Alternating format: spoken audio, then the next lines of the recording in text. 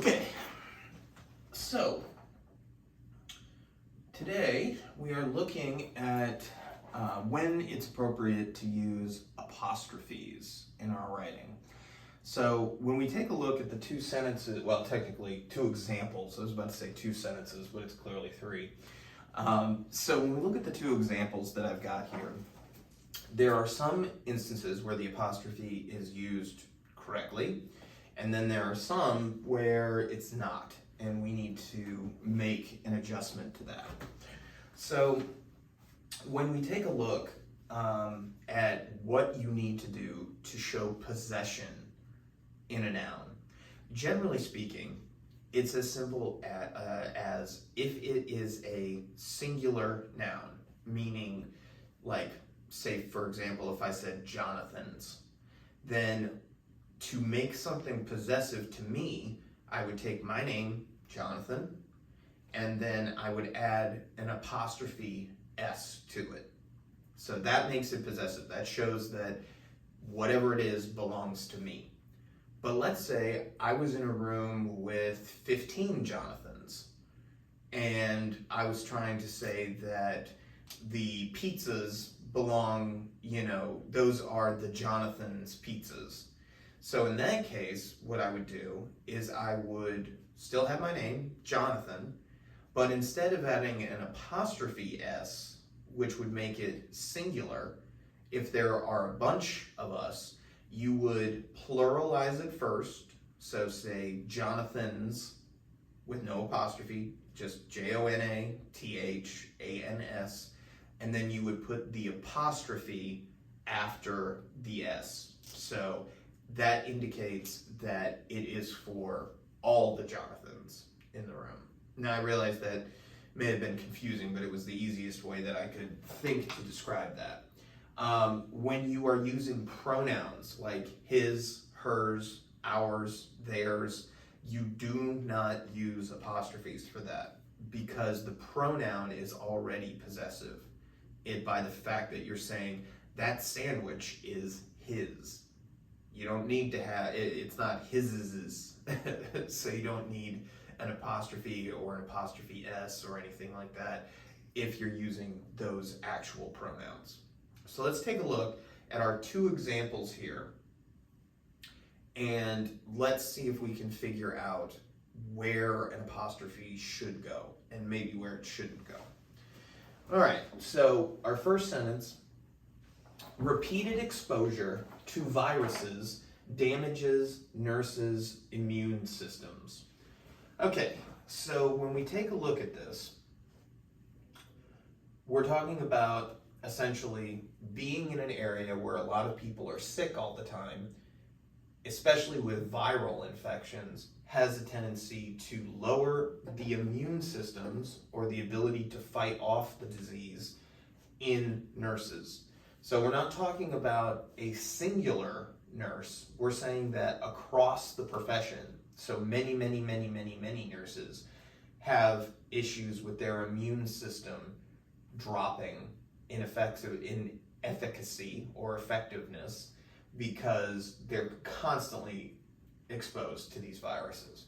So if we're talking about multiple nurses and not a single one, then we're going to put our apostrophe after the S to indicate that all of the nurses' immune systems have been compromised. All right, so with this one, your possessive is going to be an apostrophe after the S because nurses is plural.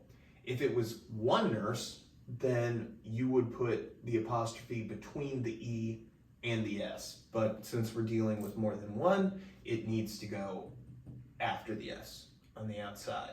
Okay, so if you're dealing with plural possession, it's going to either be S and then apostrophe, or if it looks plural, so let's say you have someone's last name that ends in an S, like Jones, Jones. Well, if you're talking about that belongs to the Joneses, or that's Tom Jones's, then it's going to get the apostrophe S. But because you're speaking about nurses and it's already plural, it goes on the outside there. Okay? So let's take a look at our second example. The mechanic lifted the wrench off its hook. It's a 4-pound monkey wrench. So we have two instances where we are using either the possessive or we have a conjunction where it is. So this is a funny example. When you are talking about using an apostrophe for the word it or its, there are two different things it can be. One is it can be showing possession from an object. So its might refer to an organization, it might refer to some type of robot or an animal or something like that. It might be referring to someone or something you don't know the gender of. For example, there was a cat that somebody had clearly had escaped from somebody's house or that somebody didn't want anymore, who's been hanging around my wife and my house the last week or so.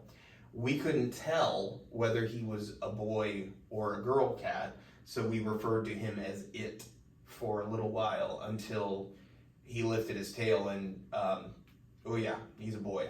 But anyway, when we're taking a look at this, you do not use an apostrophe if you are saying possession. So if you're saying something belongs to it, you do not use an apostrophe.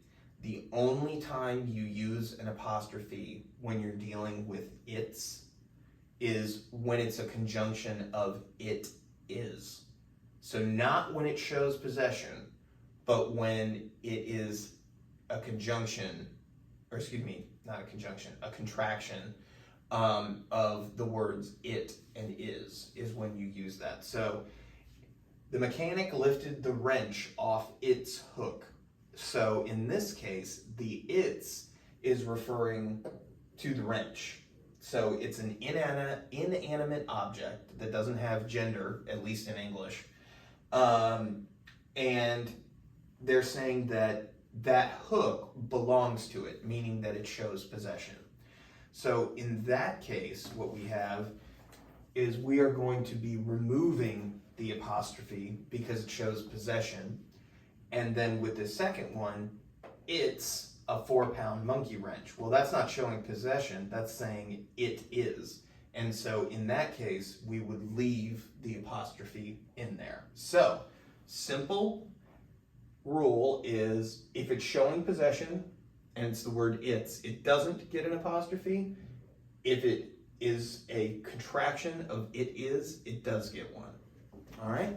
Have a great day, and I will see you in the next video.